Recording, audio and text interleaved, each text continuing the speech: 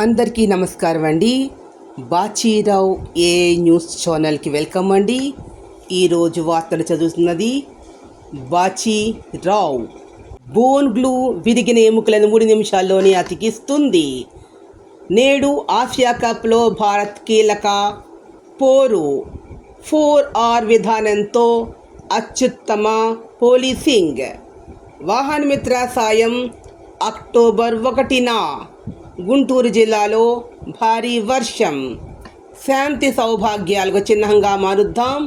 మణిపూర్ ప్రజలకు ప్రధాని మోడీ పిలుపు. చట్టసభల మహిళా సాధికార కమిటీల జాతీయ సదస్సుకు సర్వం సిద్ధం. దేశంలో తొలిసారి తిరుపతిలో నిర్వహణ.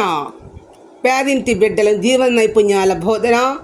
ప్రభుత్వ పాఠశాలల్లో కోడింగ్పై శిక్షణ, ఆంగ్ల భాషలో శిక్షణ, వ్యవస్థాపకాలోచన అభివృద్ధి కార్యక్రమాలు. బంగారం 1.11 లక్షల స్థాయిలో 10 గ్రాముల ధర.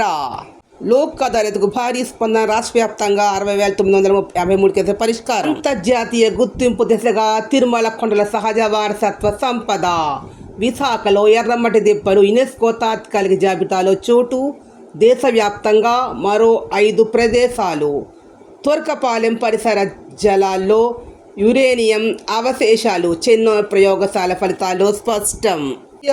ఆసియా కప్ హాకీ ఫైనల్లో భారత్ ఆస్ట్రేలియా మహిళా తొలి వన్డే నేడు.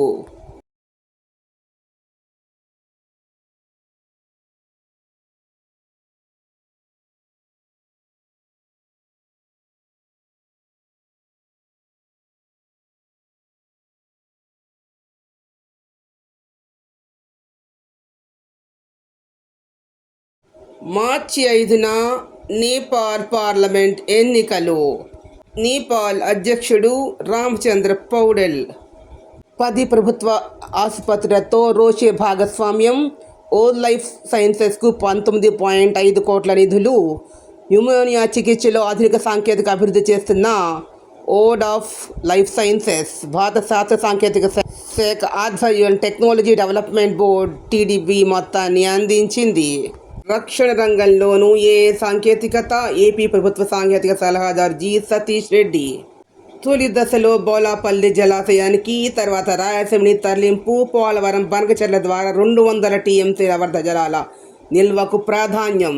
మరిన్ని తాజా వార్తలు నిరంతరం చూస్తూ ఉండండి బాచీరావు ఏ news channel. Thank you to all.